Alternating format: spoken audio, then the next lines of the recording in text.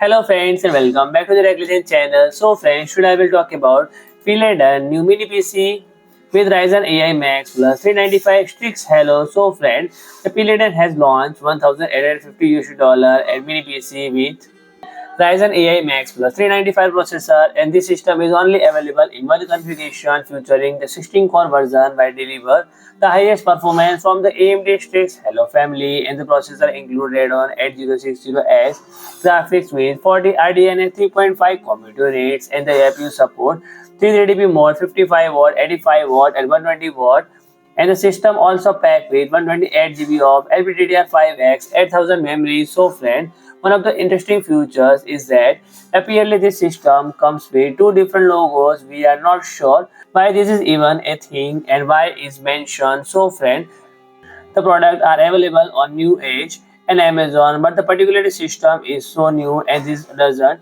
at having public listing. So friend, if you like my video, please do like, share and comment, and don't forget to subscribe my channel and press the bell icon.